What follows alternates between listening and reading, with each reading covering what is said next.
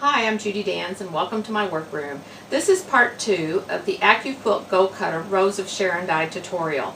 And in this video, the Rose of Sharon die is going scrappy. I love the quilts and the scrap quilts this die can create, and I needed to come up with a way that I can use all sorts of oddball scraps to cut on this die. But I'm a machine applicator. They need to be pre-fused. The first thing I did to my die was, well, as often recommended, I outlined each one of my pieces with a Sharpie. But I've also added registration marks, guides, so that I know that if I have fabric next to this line, I know I'm going to get a good cut. It just makes it easier for fabric placement. And this is great for cutting non-fused pieces or fused scraps, say pieces left over from a previous run through the die. But this doesn't do good when I want to just use a ton of scraps and put them on and pre-fuse them. So what I do is, number one, I use fusible pre-cut to the exact size of the die. For the Rose of Sharon die, that's 5 1/4 by 10 1/4. But you can measure any of your dies and find that perfect number to pre-cut your fusible strips. The second thing I do is I create, for each one of my dies, I have created a template so that I not only know accurate placement of all the elements of the die, but the template also is the exact size of the die. In this case, 5 1/4 by 10 1/4. I create this by running a piece of paper through the die and then running that resulting pre-cut piece through a copy machine. And the reason you need to do that is because fusible doesn't like any sort of dimension, even the width of a piece of paper. And if you're going to use this as a template for fusible, it needs to be flat piece of paper. So what I do is, just as advertised by Accuquilt, I cut a piece of paper with my die. That will create a template that I can then take to my copier and create a flat template.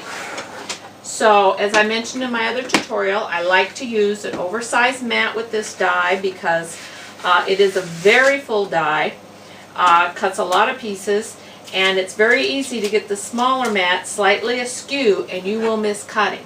So I use this larger mat. Now with this, I have created a perfect template for the die. Then I take it one step further, most of the time before I even remove the piece of paper. I will turn it over and take a pencil and mark all 4 sides of the die.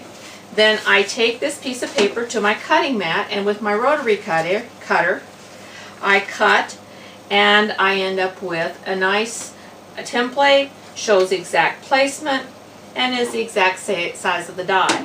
Now notice I have transferred my registration marks, my guides, my extra lines that I put on here, I've transferred them to the template as well. Now what I do next is I use a piece of construction paper because in the case of my copier, it gives a little bit more crisp image, and I then copy in black and white to create a nice flat template. This is the template that goes underneath my fusible, and this is what I use to create that template. Once you've created one of these templates, you can store it away and reuse it. So if this paper template gets lost or battered, you can always recreate it. Now, like I said, I pre-cut my fusible to the exact size of the die. I know the die from the template, so I go to an ironing surface, and I pin my fusible, fused side up, right onto the die. And now I am ready to create scraps, to place scraps on my fusible, and I know when I get them fused down, they're going to fit on the die. I'm going to get perfect cut elements. You know, extra strips that you don't know what to do with? This is a perfect place. One of my registration marks goes top to bottom. Small strips on one side, larger strips on the other. A great way to use up strips you may have hanging in your sewing room. Wonky pieces, that who knows what I cut out of this. But there's a nice area for a large flower. So I'll put a hunk. Who knows where that come from? An old 2.5 inch square that I cut more than I needed for a project. Great use. So now I have all my scrap fabrics on my fusible, perfectly placed to get a good cut. When I'm all done fusing them, I will fuse them down. And I then trim to the size of my fusible, the 5 1/4 by 10 1/4. One reason I do that is you can fuse 4 to 6 layers. I mean, you can stack 4 to 6 layers and run it through the cutter. And if they're all the exact same size, it's easy to line them up, get them lined up with the cutter. Now, as far as placement, you do need to watch. There is a right and a wrong. Largest piece of fabric, of course, goes over the largest flower. So when you stack them, you'll want to be sure your large piece of fabric is over the flower. Stack them up. They're now ready to run through the cutter. And so you can sit down with your scraps, use some of those that are sitting in a drawer, not used anywhere, and design your own beautiful Rose of Sharon blocks. Hope you enjoy my tutorial. Thanks.